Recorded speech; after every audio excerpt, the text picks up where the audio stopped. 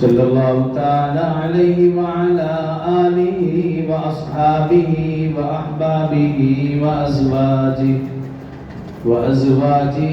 وذریاتہ واہل بیتہ اجمعین وسلم تسلیما کثیرا کثیرا اما بعد فاعوذ باللہ من الشیطان الرجیم بسم اللہ الرحمن الرحیم واتل علیہم نبأ بنی آدم بالحق إذ قربا قربانا فتقبل من أحدهما ولم يتقبل من الآخر قال لأقتلنك قال إنما يتقبل الله من المتقين لئن بسطت إلي يدك لتقتلني ما أنا بباسط يدي إليك لأقتلك إني أخاف الله رب العالمين إني أريد أن تبوء بإثمي وإثمك فتكون من أصحاب النار وذلك جزاء الظالمين صدق الله العظيم وصدق رسوله النبي الكريم ونحن على ذلك لمن الشاهدين والشاكرين والحمد لله رب العالمين. تمام احباب ایک مرتبہ نماز والا درود شریف بآواز بلند پڑھ لیں. اللهم صل على محمد وعلى آل محمد كما صليت على إبراهيم وعلى آل إبراهيم إنك حميد مجيد. اللهم بارك على محمد وعلى آل محمد كما باركت على إبراهيم وعلى آل إبراهيم إنك حميد مجيد. رب اشرح لي صدري ويسر لي أمري واحلل عقدة من لساني يفقهوا قولي. رب زدني علما رب زدني علما رب زدني علما. میرے انتہائی واجب الاحترام برادران اسلام، دوستوں، بزرگوں، بھائیوں، اسلامی مہینوں کے اعتبار سے یہ 12واں آخری ذی الحج کا مہینہ ہے، اور اس مہینے کے حوالے سے دو بڑی عبادات ہے. ایک عبادت کا تعلق مکہ مکرمہ حجاج کرام سے ہے، اور دوسری عبادت کا تعلق دنیا کے جس کونے میں بھی کوئی صاحب نصاب، صاحب حیثیت، صاحب استطاعت مسلمان رہتا ہے اس کے متعلق ہے. یعنی حج کا تعلق حجاج کرام سے، مکہ المکرمہ سے، اور قربانی کا تعلق ہر صاحب نصاب، صاحب ایمان مسلمان سے. تو گزشتہ مہینے حج کے حوالے سے چند گزارشات عرض کی تھی. آج اور کل جمعہ کا خطبہ، عید کا خطبہ، قربانی کے حوالے سے چند گزارشات عرض کروں گا. محترم سامعین، قربانی کا تصور یا قربانی والی عبادت ہر امت میں رہی ہے. جس طرح نبوت کا آغاز آدم علیہ السلام سے ہوا، انسانیت کا آغاز آدم علیہ السلام سے ہوا، اسی طرح قربانی کا آغاز بھی حضرت آدم علیہ السلام کے دور سے ہوا. جس طرح ہر امت میں نماز والی عبادت رہی، روزہ ہر امت میں رہا، زکوٰۃ ہر امت میں رہی، بالکل اسی طرح قربانی والی عبادت بھی ہر امت میں رہی ہے. صرف اس امت کے لیے کوئی انوکھا حکم نہیں. حضرت آدم علیہ السلام کے دور سے قربانی کا آغاز ہوا، لیکن اس امت سے پہلے قربانی کا تصور کچھ اور تھا. اس امت کی خصوصیت یہ ہے کہ اس امت میں قربانی کا تصور کچھ اور ہے. حضرت آدم علیہ السلام سے قربانی کا آغاز ہوا ان کے دور سے، جس کا ذکر قرآن پاک کے 6 سپارہ سورہ مائدہ جو آیات مبارکہ تلاوت کی ہے اس میں اللہ رب العزت نے اس واقعے کا ذکر کیا ہے، اس کو ترجمہ کر کے پھر اپنے موضوع کی طرف آؤں گا۔ اللہ رب العزت نے ارشاد فرمایا وَاتْلُ عَلَيْهِمْ نَبَأَ بَنِي آدَمَ بِالْحَقِّ، اے پیغمبر صلی اللہ علیہ وآلہ وسلم آپ حضرت آدم کے 2 بیٹوں کا قصہ سنا دیجئے۔ اِذْ قَرَّبَا قُرْبَانًا، 2 بیٹوں قابیل اور حابیل دونوں نے جب اللہ کے حضور اپنی قربانی پیش کی، فَتُقُبِّلَ مِنْ أَحَدِهِمَا،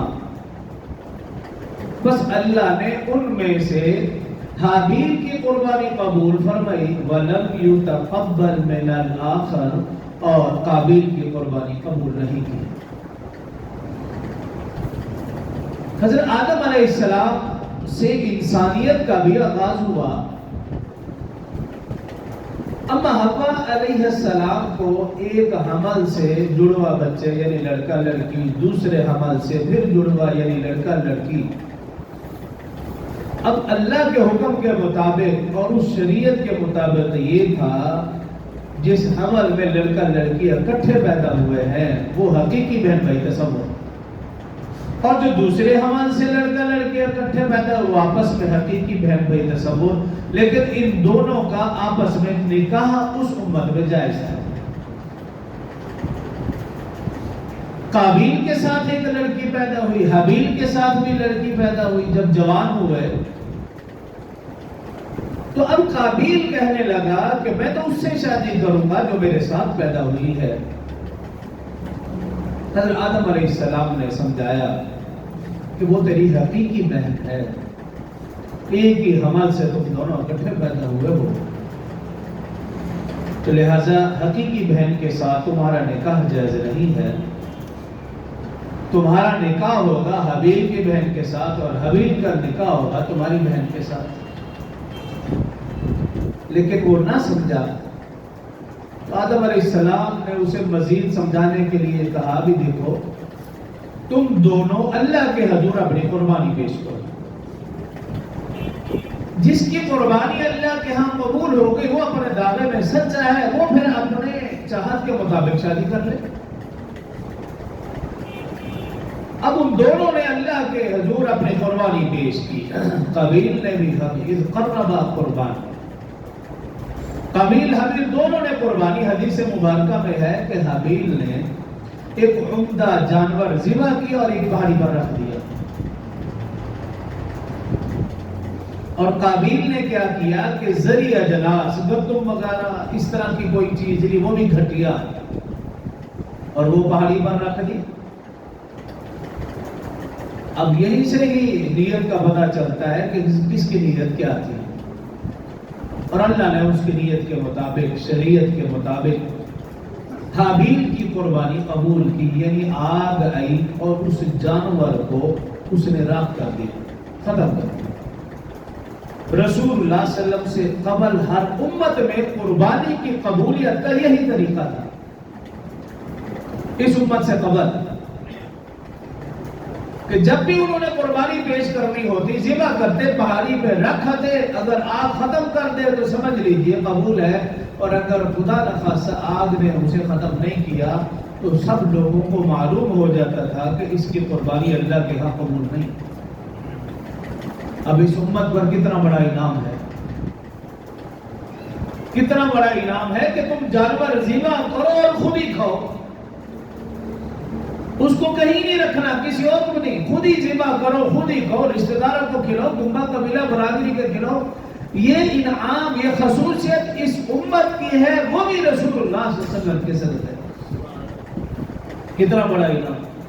اور پھر اس سے بڑا انعام دیکھ لیجئے، گزشتہ امتوں میں اگر جانور کو آگ نے نہیں جلایا سب کو معلوم ہو جاتا ہے یہ شخص گناہگار ہے، اس کی آمدنی درست نہیں تھی، لیکن اللہ نے ہمارے لیے کیسا پردہ رکھا، بھئی قبول ہے یا نہیں قبول یہ ہم میں سے کوئی بھی نہیں جانتا، یہ صرف اللہ ہی جانتا ہے، لیکن اس کا طریقہ، اس کی علامت اللہ نے بتا دی ہے اگلی آیت میں اذ قربا قربانا، جب دونوں نے اللہ کے حضور اپنی قربانی پیش کی، فتقبل من احدہما، پس ان میں سے حابیل کی اللہ نے قربانی قبول کی، ولم یتقبل من الاخر، اور قابیل کی قربانی قبول نہیں کی، قال لاقتلنک، اب قابیل کہنے لگا حابیل سے بھی میں تو تمہیں ضرور قتل کروں گا۔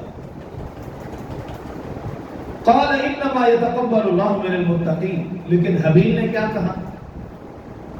انما يتقبل الله من المتقین، بے شک ضرور اللہ تعالی صرف متقی لوگوں کی قربانی قبول فرماتا ہے، ہر ایک کی نہیں۔ تم مال جیسے بھی لے آؤ، حلال حرام کی تمیز نہ ہو اور تمہاری قربانی قبول، یہ کیسے ممکن ہے؟ یہ الگ بات اللہ نے پردہ رکھا ہے۔ لیکن انما یتقبل اللہ من المتقین، اللہ فرما رہے میں تو صرف متقی، جن کے دلوں میں خوف خدا ہے، خشیت الہی ہے، جن کے دلوں میں اللہ کی رضا مقصود ہے، میں صرف ان کی قربانی قبول کرتا ہوں۔ دکھلاوا ہو، ریاکاری ہو، حرام کا پیسہ ہو، بہن بھائیوں کا حق کھایا ہو، یتیم کا مال کھایا ہو، غصب کیا ہو، چوری کی ہو، ایسا مال، ایسی قربانی اللہ قبول نہیں فرماتے۔ یہ ہمیں علامت بتا دی ہے، ہاں لوگوں سے پردہ رکھا ہے، کوئی کسی کے بارے میں نہیں کہہ سکتا اس کی قربانی قبول ہے یا نہیں، لیکن ہم میں سے ہر ایک تو جانتا ہے کہ میرا مال کیسا ہے، جو میں اللہ کے حضور پیش کر رہا ہوں وہ اس قابل ہے بھی کہ نہیں۔ انما یتقبل اللہ من المتقین، حابیل نے قابیل سے یہ کہا بھی اللہ تو متقی لوگوں کی، اور متقی کی جو صفات ہیں اگر اس طرف آ جائے تو پھر بات کہیں اور نکل جائے گی۔ قرآن کے شروع میں آپ دیکھ لیجیے ھدی للمتقین الذین یؤمنون بالغیب ویقیمون الصلاۃ ومما رزقناہم، میں اور آپ اپنے آپ کو متقی کہیں، لیکن ان بابرکت دنوں میں مجھ سے اور آپ سے نماز چھوٹ جائے تو پھر میرا اور آپ کا تقویٰ کہاں، خوف خدا کہاں، خشیت الہی کہاں؟ یہ رات عبادت والی آ رہی ہے لیکن میں اور آپ بازاروں کی زینت بنے رہے تو پھر میرا اور آپ کا تقویٰ کہاں، خوف خدا کہاں؟ لئن بسطت الی یدک لتقتلنی، اب قابیل کہنے لگا حابیل سے کہ میں تجھے قتل کرنے کے لیے تیری طرف ہاتھ بڑھاؤں گا، لئن بسطت الی یدک لتقتلنی، کہ میں تجھے قتل کر دوں گا۔ قابیل نے کیا کہا؟ حابیل نے کیا کہا؟ ما انا بباسط یدی الیک لیقتلک، قابیل تو مجھے قتل کرنا چاہتا ہے لیکن ما انا بباسط یدی الیک لیقتلک، حابیل کہنے لگا میں تجھے قتل کرنے کے لیے ہاتھ نہیں بڑھاؤں گا۔ اب بھائی بھائی کو قتل کرنے کے در پہ ہے اور کہہ رہا ہے کہ میں تجھے قتل کروں گا۔ حابیل کیا کہہ رہے میں تجھے قتل نہیں کروں گا۔ کیوں نہیں قتل کروں گا؟ آگے اللہ نے فرمایا کہ حابیل نے کیا کہا؟ انی اخاف اللہ رب العالمین، میں تو اس اللہ سے ڈرتا ہوں جو دونوں جہانوں کا رب ہے، میرے دل میں خوف خدا خشیت الہی ہے، تو مجھے قتل کر لیکن میں تجھے قتل نہیں کروں گا۔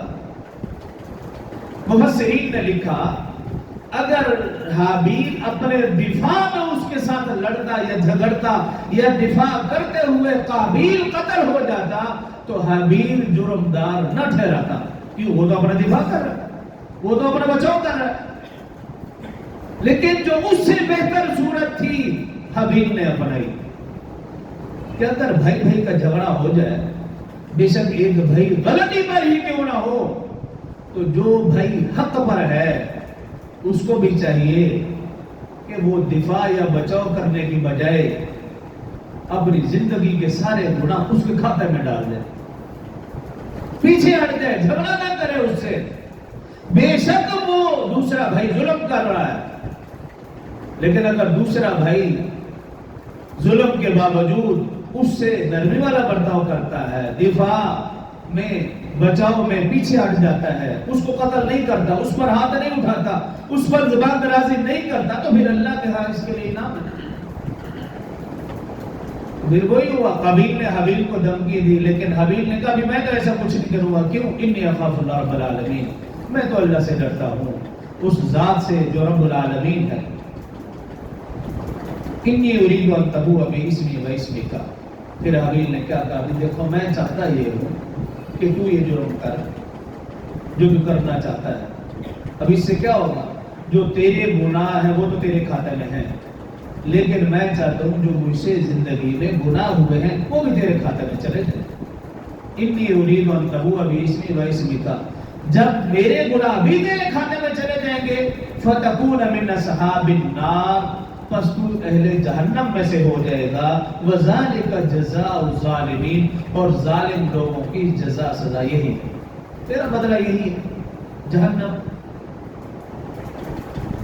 فطوعت له نفسه قتل اخیہ، اور جب قابیل نے حابیل کو قتل کرنے کا ارادہ کیا، فقتلہ، پھر اس کو قتل کر دیا، فاصبح من الخاسرین، اور وہ خسارہ پانے والوں میں سے ہو گیا۔ جب قابیل نے حابیل کو قتل کر دیا، اب پھر پریشان ہے، پشیمان ہے کہ مجھ سے غلطی تو ہو گئی، لیکن اب اس لاش کا کیا کروں؟ آگے اللہ نے قرآن میں کیا کہا؟ فبعث اللہ غرابا، اللہ نے ایک کبا بھیج دیا، یبحث فی الارض، زمین کو کریدنا، گڑھا کھودنا شروع کر دیا اس نے۔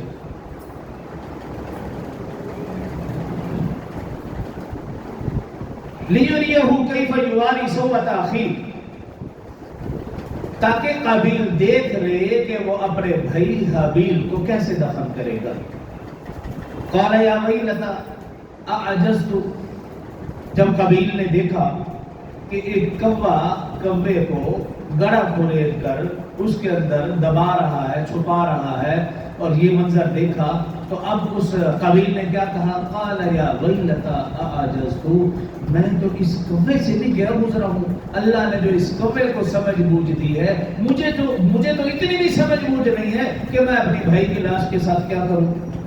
قال یا ویلتى اعجزت ان اکون مثل هذا الغراب فاواری سوءۃ اخی، جس طرح کوے کو دیکھا، کوے کو چھپاتے ہوئے، اسی طرح پھر قابیل نے اپنے بھائی کے لیے گڑھا کھودا اور اس میں چھپا دیا، فاصبح من النادمین، اور وہ پشیمان لوگوں میں سے ہو گیا۔ اور اگلی آیت میں اللہ نے کیا کہا؟ وَمَنْ أَحْيَاهَا فَكَأَنَّمَا أَحْيَا النَّاسَ جَمِيعًا، کہ جس شخص نے ایک جان کو قتل کیا ناجائز ناحق، گویا اس نے پوری انسانیت کو قتل کیا۔ اب یہ واقعہ اللہ پاک نے قرآن پاک میں بیان فرمایا، اور اس میں ہمارے لیے جو رہنمائی اور سبق ہے، ایک بات تو یہ کہ بھائی کا جھگڑا، اور جب اس صدی کا آغاز ہوا، انسانیت کا آغاز ہوا، اس وقت سے یہ جھگڑا ہے، لیکن جس بھائی نے زیادتی کی اس کا ٹھکانہ جہنم ہے، اور جس بھائی نے زیادتی نہیں کی بلکہ اس کے اوپر ہاتھ بھی نہیں اٹھایا، دفاع بھی نہیں کیا، اپنا بچاؤ بھی نہیں کیا، یقیناً اس کے لیے جنت ہے۔ اور پھر حدیث مبارکہ میں ہے کہ قیامت تک جتنے بھی قتل ہوں گے، اس قتل میں قابیل بھی برابر کا جرم کا شریک ہوگا۔ کیوں؟ اس گناہ میں ابتدا اس نے کی۔ جب انسان کسی گناہ کی میں پہل کرتا ہے، ابتدا کرتا ہے، تو پھر جب تک وہ گناہ چلتا رہے گا تو اس کا گناہ اس کو بھی ملتا رہے گا۔ اور دیکھیے، بھائی نے بھائی کو قتل کیا، کوئی جائیداد کا جھگڑا نہیں تھا، کوئی زمین کا جھگڑا نہیں، کوئی عہدے کا، کوئی منصب کا کوئی جھگڑا نہیں، صرف حسد ہے۔ اس حسد کی بنا پر بھائی نے بھائی کو قتل کر دیا، اور پھر اللہ نے کیا کہا؟ جس نے ایک جان کو ناحق قتل کیا، گویا اس نے پوری انسانیت کو قتل کیا۔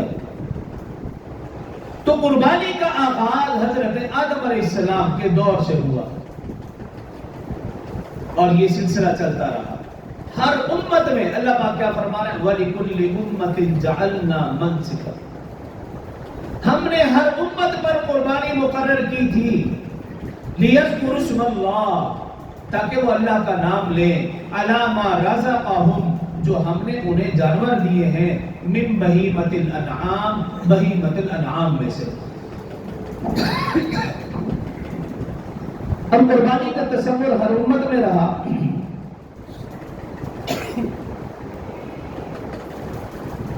رسول اللہ صلی اللہ علیہ وآلہ وسلم کی زندگی دیکھ لیجئے۔ رسول اللہ صلی اللہ علیہ وآلہ وسلم اپنی زندگی میں ہمیشہ قربانی فرماتے رہے، اور دو جانور ذبح فرماتے رہے۔ ہر سال. اب ایک فتنہ ایسا ہے، ان فتنوں کے بھی نشاندہی ساتھ ساتھ کرتا چلا جاؤں.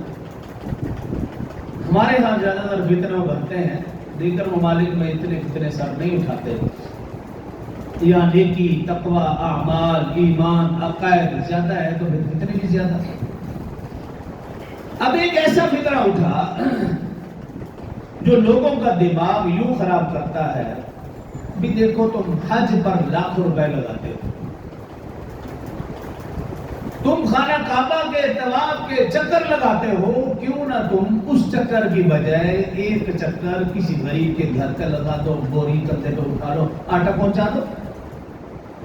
تم لاکھوں روپے حج پر خرچ کر رہے ہو، کیوں نہ ان پیسوں کا کسی یتیم بچی کی شادی کرا دو، کسی غریب کو کاروبار کرا دو. کتنی غربت ہے، کتنے لوگ سسک کر مر رہے ہیں، بھوکے مر رہے ہیں، تو تمہیں حج کی فکر تو ہے، یہ تمہیں فکر نہیں کہ ان غریبوں کا بھی دھیان رکھنا. یہ ایک فتنہ ہے. جس طرح حج کے لیے فتنہ ہے، اسی طرح قربانی کے لیے بھی ایک فتنہ ہے.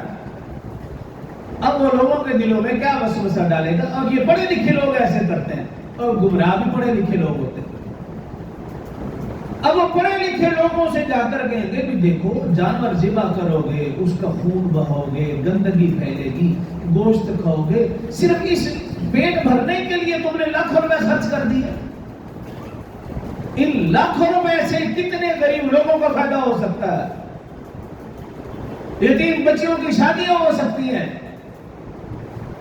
اس طرح ہیلا بہالا بنا کر اس آدمی کو برگلاتے ہیں، قربانی والے عمل سے اسے دور کرتے ہیں. یہ بھی ایک فتنہ ہے. لیکن میں انہیں یہ کہنا چاہتا ہوں کہ جب تم لاکھوں روپے کا موبائل لیتے ہو تو تب تمہیں یتیم بچی یاد نہیں آتی، غریب کا چولہا، غریب کا گھر یاد نہیں آتا. جب تم کروڑوں روپے کی گاڑی لیتے ہو تب تمہیں یتیم بچی، یہ غربت، یہ فتنہ، یہ بہانہ اس وقت تمہارے ذہن میں کیوں نہیں؟ جس کے پاس بنگلہ ہے، کوٹھی ہے، گاڑی ہے، سب کچھ ہے، جب حج کا معاملہ آئے تو اسے غریب یاد آ جائے، جب قربانی کا عمل آئے تو اسے غریب، یتیم، مسکین یاد آ جائے. بھی ایسا کیوں؟ تو یہ ایک فتنہ ہے. ایسے فتنوں کی بات، ایسے لوگوں کی بات نہیں سنی. انہیں کہا بھی دیکھو ہم اللہ رسول کے حکموں کے پابند ہیں، بس بات ختم. ہماری سمجھ میں کچھ آتا ہے یا نہیں آتا، ہمیں غریب نظر آئے یا نہیں آئے، لیکن اس وقت حج کا معاملہ ہے تو میں حج کروں گا. اس وقت قربانی کا معاملہ ہے تو میں نے اسی عمل کو دہرانا ہے. بے شک خون بہ رہا ہے، جانور ذبح ہو رہے ہیں، گندگی پھیل رہی ہے، گوشت پیٹ میں جا رہا ہے، جو مرضی ہے، یہ حکم اللہ کا، میں نے اس حکم کو پورا کرنا ہے، تمہاری باتوں میں نہیں آنا. ان فتنوں سے بھی بچنا ہے. تو میں یہ کہہ رہا تھا کہ رسول اللہ صلی اللہ علیہ وسلم کی آپ زندگی دیکھیے. رسول اللہ صلی اللہ علیہ وسلم نے زندگی میں ایک حج کیا، 4 عمرے کیے. اب حج کے موقع پر بھی رسول اللہ صلی اللہ علیہ وسلم نے قربانیاں کی. تو اس وجہ سے بعض لوگ کہتے ہیں یہ قربانی والا عمل تو صرف حاجیوں کے لیے ہے، باقیوں کے لیے نہیں. حالانکہ ترمذی شریف کی روایت ہے رسول اللہ صلی اللہ علیہ وسلم نے مدینہ میں 10 سال گزارے اور ہر سال رسول اللہ صلی اللہ علیہ وسلم نے 2 جانور ذبح کیے. حج ایک کیا زندگی میں، عمرے 4 کیے، لیکن مدینہ میں 10 سال گزارے. ترمذی شریف کی روایت ہے رسول اللہ صلی اللہ علیہ وسلم نے 10 کے 10 سال قربانی کی ہے اور ہر سال 2 جانور ذبح فرماتے تھے. حدیث مبارکہ میں کہ جب ایک مینڈھا دمبا ذبح فرماتے تو کہتے تھے اللہم اعنی ھذا، یا اللہ یہ جانور یہ میری طرف سے ہے. جب دوسرا جانور ذبح فرماتے یا اللہ یہ میری امت کے غرباء کی طرف سے ہے جو قربانی کرنے کی حیثیت اور وسعت نہیں رکھتے. یہ رسول اللہ صلی اللہ علیہ وسلم کا عمل تھا. رسول اللہ صلی اللہ علیہ وسلم کی وفات کے بعد حضرت علی المرتضی رضی اللہ عنہ بھی 2 جانور ذبح فرماتے. کسی نے پوچھا بھی 2 کیوں؟ فرمایا ایک تو میں اپنی طرف سے ذبح کرتا ہوں اور دوسرا رسول اللہ صلی اللہ علیہ وسلم نے مجھے نصیحت فرمائی تھی، مجھے حکم فرمایا تھا اے علی میرے بعد جب تک تو زندہ رہے میری طرف سے بھی قربانی کرتے رہنا. اس لیے میں ہمیشہ رسول اللہ صلی اللہ علیہ وسلم کی طرف سے بھی ایک جانور ذبح کرتا ہوں. اب یہ باتیں میرے اور آپ کے لیے بھی ہیں، صاحب استطاعت صاحب حیثیت لوگوں کے لیے بھی ہے۔ رسول اللہ صلی اللہ علیہ وسلم اپنی ازواج کے لیے الگ قربانی فرماتے ہیں، اپنی طرف سے 2 جانور الگ ذبح فرماتے ہیں، حالانکہ رسول اللہ صلی اللہ علیہ وسلم صاحب نصاب نہ تھے، صاحب حیثیت صاحب استطاعت نہ تھے، آپ کے پاس تو کھانے پینے کے لیے کچھ نہیں تھا، ہفتوں چولہا نہیں جلتا تھا، لیکن رسول اللہ صلی اللہ علیہ وسلم نے اس کے باوجود بھی قربانی کا اہتمام اور انتظام فرمایا، صرف اور صرف مجھے اور آپ کو سمجھانے کے لیے کہ قربانی کوئی معمولی عمل نہیں، معمولی سے ہیلا بہانہ بنا کر قربانی والے عمل کو مت چھوڑنا، اور صرف یہ نہیں کہ اپنی طرف سے کرو، کوشش کرنا مرحومین کی طرف سے بھی کرنا، کوشش کرنا رسول اللہ صلی اللہ علیہ وسلم کی طرف سے بھی کرنا، اور اللہ نے اگر مال دے رکھا تو پھر اس میں بڑھ چڑھ کر حصہ لینا چاہیے، نہ یہ کہ ہیلا بہانہ بنا کر قربانی سے دور ہو جائے۔ تو ایسے فتنوں سے اپنے آپ کو بچانا ہے۔ دوسرا یہ ایک فتنہ ایسا بھی ہے کہ جو جانوروں کے بارے میں تقسیم کرتا بھی کون سے جانور کی قربانی جائز ہے اور کون سے جانور کی قربانی جائز نہیں، چند سال پہلے سے یہ فتنہ ایک اٹھا ہے، جس کا یہ کہنا ہے کہ قرآن پاک کے اندر اللہ رب العزت نے 4 جوڑوں کا 8 جانوروں کا ذکر کیا۔ سپارہ نمبر 8 سورہ انعام، اللہ رب العزت نے ارشاد فرمایا 8 ازواج، 8 جوڑے، من الضأن 2 ومن المعز 2، اگلی آیت میں ہے ومن الابل 2 ومن البقر 2، 4 جوڑے اور 8 جانوروں کا اللہ نے اس آیت میں ذکر فرمایا۔ 8 ازواج کہ 8 جوڑے ہیں، من الضأن 2، دمبا دمبے، مذکر مؤنث دونوں کا ذکر ہے، ومن المعز 2، بکرا بکری، مذکر مؤنث دونوں کا ذکر ہے، اور اگلی آیت میں ومن الابل 2، اونٹ اونٹنی، مذکر مؤنث دونوں کا ذکر، ومن البقر 2، گائے بیل دونوں کا ذکر، یعنی 8 جانور ہیں، 4 جوڑے، ان کا ذکر فرمایا۔ اب ایک فتنہ ایسا اٹھا جو کہنے لگا بھی دیکھو قرآن پاک کے اندر اللہ رب العزت نے 4 جوڑوں کا 8 جانوروں کا ذکر فرمایا، لہٰذا انہی کی قربانی جائز ہے، اس کے علاوہ جانوروں کی قربانی جائز نہیں۔ اور پھر دلیل یہی آیت مبارکہ۔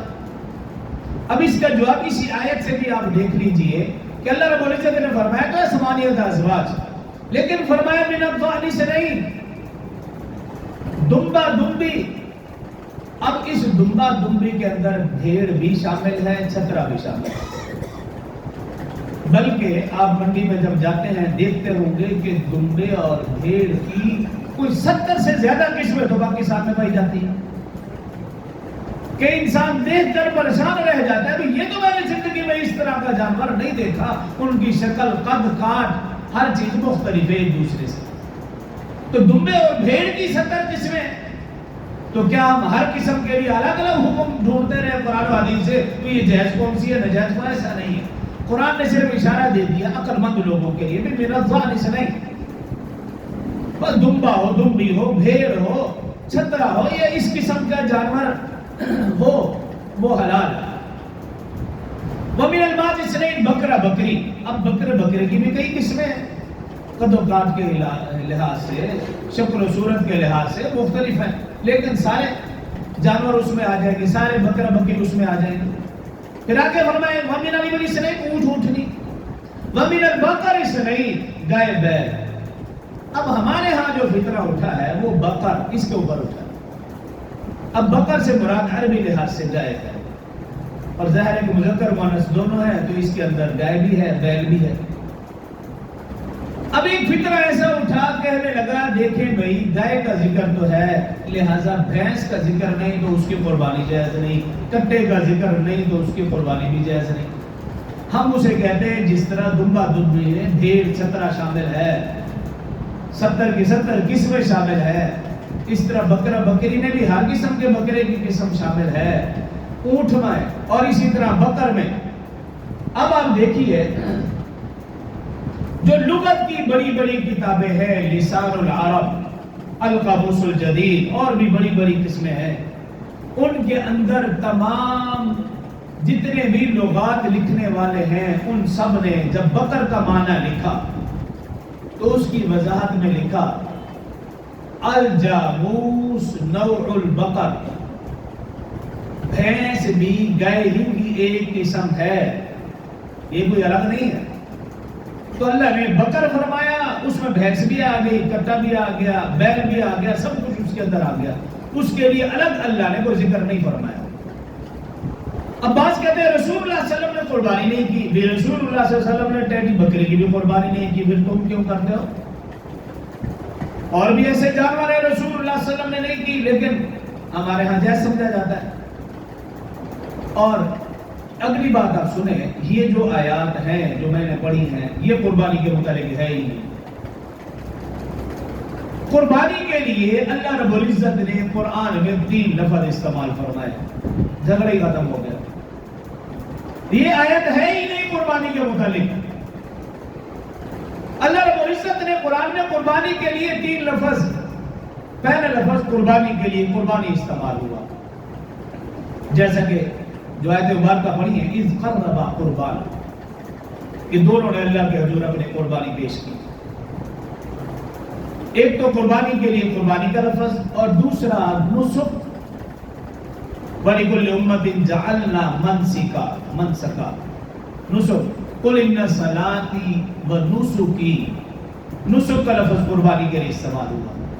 ایک تو قربانی کے لیے قربانی کا، دوسرا نسک، اور تیسرا نحر، فَصَلِّ لِرَبِّكَ وَانْحَرْ، قربانی کے لیے اللہ نے 3 لفظ استعمال فرمائے۔ اور سب سے جو بڑی آیت سورہ حج رکوع نمبر 5 آیت نمبر 1، وَلِكُلِّ أُمَّةٍ جَعَلْنَا مَنْسِكًا، اللہ فرما رہے ہم نے ہر امت پر قربانی مقرر کی، لِيَذْكُرُوا اسْمَ اللَّهِ، تاکہ اس پر اللہ کا نام لیں، عَلَىٰ مَا رَزَقَهُمْ، جو ہم نے انہیں جانور دیے ہیں، مِن بَهِیمَةِ الْأَنْعَامِ، یہ لفظ ہے قربانی کے جانوروں کے لیے، مِن بَهِیمَةِ الْأَنْعَامِ، ان جانوروں کے اوپر اللہ کا نام لے جو بہیمت الانعام میں سے ہیں، چوپائے۔ اب بہیمت الانعام کی وضاحت میں سب سے پہلے اہل حدیث مسلک کے ایک بہت بڑے عالم دین گزرے ہیں، صرف ان کا حوالہ دے کر پھر حضرت تھانوی رحمہ اللہ کی بات کروں گا، کیونکہ اختلاف انہیں کے ہاں پایا جاتا ہے۔ اب آپ اس کو نوٹ بھی کر لیں، اور کیمرہ بھی ہے، نوٹ ہوگی یہ بات، کوئی اس کا حوالہ دیکھنا چاہے دیکھ سکتا ہے۔ اہل حدیث مکتبہ فکر کے بہت بڑے عالم دین گزرے، وفات پا چکے ہیں، جن کو وہی لوگ شیخ الکل کہا کرتے تھے، میاں نذیر حسین دہلوی، انہوں نے اپنی کتاب فتاوی نذیریہ جلد نمبر 3 صفحہ نمبر 252، 255، 56 اور 57، ان 3 صفحوں کے اوپر حوالہ دے رہا ہوں۔ شیخ الکل جن کو کہتے تھے اہل حدیث مکتبہ فکر کے لوگ، ہماری بات نہیں، ہمارے ہاں تو اختلاف ہے ہی نہیں، میاں نذیر حسین دہلوی، ان کی کتاب فتاوی نذیریہ جلد نمبر 3 صفحہ نمبر 255، 56، 57، انہوں نے لکھا کہ بھینس کی قربانی، کٹے کی قربانی جائز ہے، اگر حاجیوں کو وہاں بھینس میسر ہو جائے تو وہ اس کی بھی قربانی کر سکتا ہے۔ کیوں انہوں نے لکھا ہے؟ ہمارے اختلاف نہیں، اس لیے میں اس کی دلیل نہیں دے رہا، دلیل بھی انہی کی دے رہا ہوں جن کے ہاں اختلاف پایا جاتا ہے، اگر یہ حوالہ نہ ہو تو میں ذمہ دار۔ حضرت تھانوی رحمۃ اللہ تعالی علیہ اس آیت کی روشنی میں کہ من بہیمت الانعام کی قربانی جائز ہے۔ اب بہیمت الانعام کسے کہتے ہیں؟ حضرت تھانوی رحمہ اللہ فرماتے ہیں، نمبر 1 وہ پالتو جانور ہو، پہلی علامت وہ پالتو ہو، حالانکہ جو ہرن ہے وہ بھی جائز ہے لیکن اس کی قربانی جائز ہے، کیوں؟ وہ پالتو نہیں۔ نیل گائے وہ حلال جانور ہے، لیکن اس کی قربانی نہیں، کیوں؟ وہ پالتو نہیں ہے۔ لیکن بھینس تو پالتو ہے، اس میں تو کسی کا کوئی اختلاف نہیں۔ تو پہلی علامت بہیمۃ الانعام کہ وہ پالتو جانور ہو، نمبر 2 وہ گھاس کھاتا ہو، نمبر 3 اس کا شکار نہ کیا جاتا ہو۔ ہرن کا تو شکار کیا جاتا ہے، نیل گائے کا، یہ علامتیں بتائیے۔ اور اگلی علامت یہ بھی بتائی کہ وہ گوشت نہ کھاتا ہو، جیسے درندے وہ گوشت کھاتے ہیں، یہ علامات بتائی۔ اور ان علامات کے تحت آپ دیکھیے، گائے ہو، بھینس ہو، بکرا ہو، دمبا ہو، چھترا ہو، یہ سارے جانور بہیمۃ الانعام کے اندر پائے جاتے ہیں۔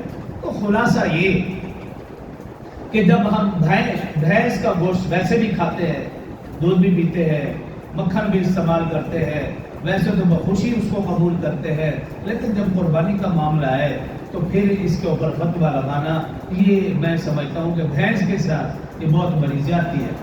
تو بہرحال ہمارے ہاں، اور پھر دیکھیے امام شافعی، امام ابو حنیفہ، امام احمد بن حنبل، امام مالک، چاروں ائمہ اس کی قربانی کو جائز سمجھتے تھے۔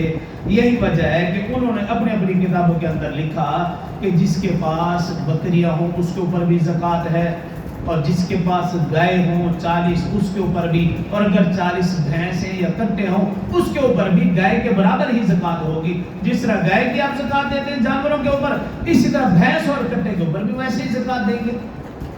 تو سب ائمہ کے ہاں بالاتفاق جائز، ایسے فتنوں سے اپنے آپ کو بچانا ہے۔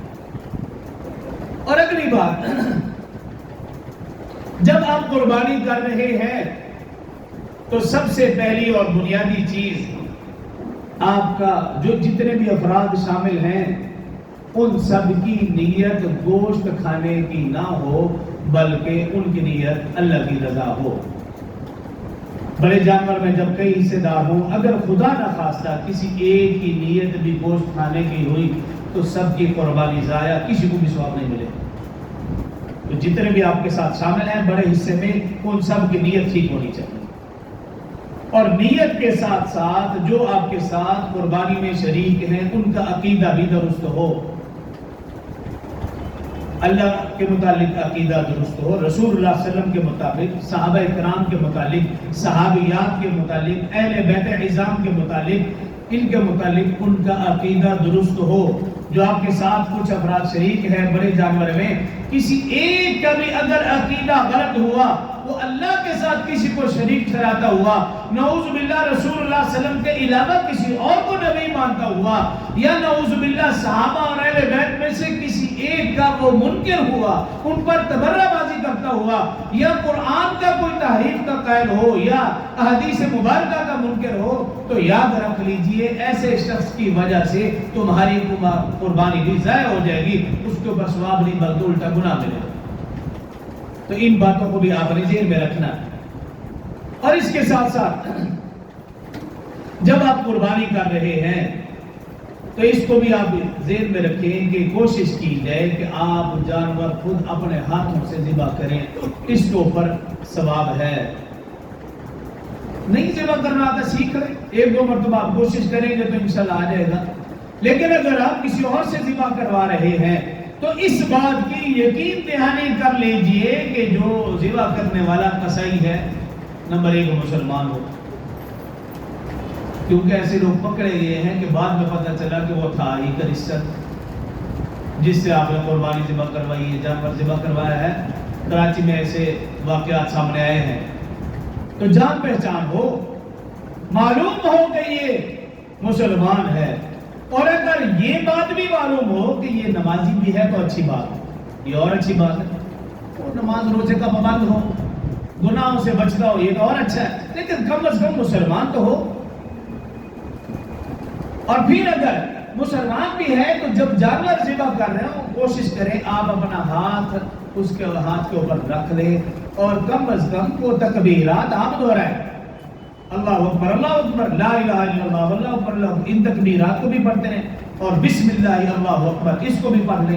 انی وجہت وجہی للذی فطر السماوات والارض حنیفا وما انا من المشرکین، اس آیت مبارکہ کو بھی پڑھ لیں، یعنی ذکر و اذکار تسبیحات آپ کرتے رہے۔ اور اس کے ساتھ ساتھ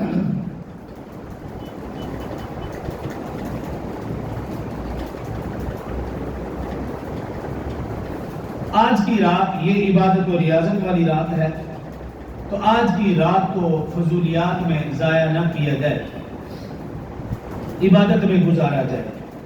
اور اس کے ساتھ 9 ذی الحج سے لے کر 13 ذی الحج کی عصر تک تکبیرات تشریق ہے۔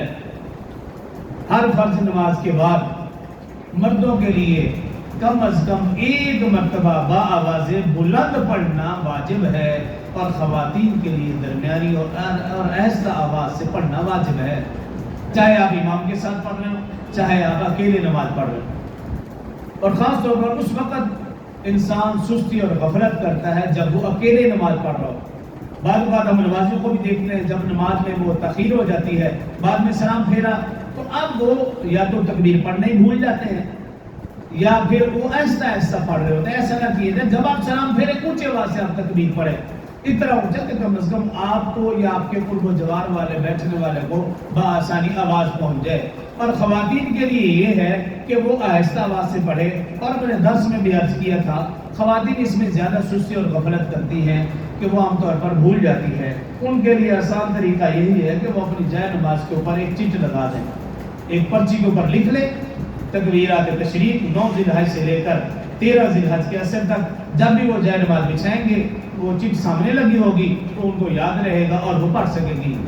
اور اگر خدا نہ خاصہ کوئی شخص تکبیرات تشریق بھول جائے، اب ظاہر ہے کہ اگر انہی دنوں میں یاد آ جائے، 9 ذی الحج سے لے کر 13 ذی الحج تک اگر اس کو یاد آ جائے، تو پھر وہ انہی تکبیرات کو پڑھنا شروع کر دے، اور اس کے اوپر توبہ استغفار بھی کرے کہ اس سے سستی اور غفلت ہوئی۔ اور اگر یہ دن گزر جائے اور پھر یاد آئے کہ فلاں دن میں نے تکبیر پڑھنا بھول گیا، یا کوئی نماز رہ گئی تھی، وہ نماز آپ قضا انہی دنوں میں کر رہے ہیں، تب بھی آپ تکبیرات تشریق پڑھیں گے۔ اور اگر وہ نماز آپ جو قضا کر رہے ہیں وہ ان دنوں کے بعد آپ قضا کر رہے ہیں، تو پھر آپ تکبیر تشریق نہیں پڑھیں گے، اس کے اوپر توبہ استغفار کریں گے۔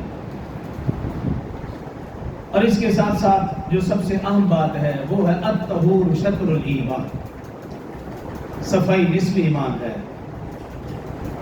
اگر ہمارے جانور سے گزرنے والوں کو تکلیف ہو رہی ہے، یا ہمارے جانور کی وجہ سے گلی میں ہمارے پڑوسی کو تکلیف ہو رہی ہے، یا اس کی صفائی ستھرائی نہ رکھنے کی وجہ سے گزرنے والوں کو تکلیف ہو رہی ہے، تو پھر یہ ہمارے لیے لمحہ فکریہ ہے، اس بات کا بھی خیال رکھنا ہے۔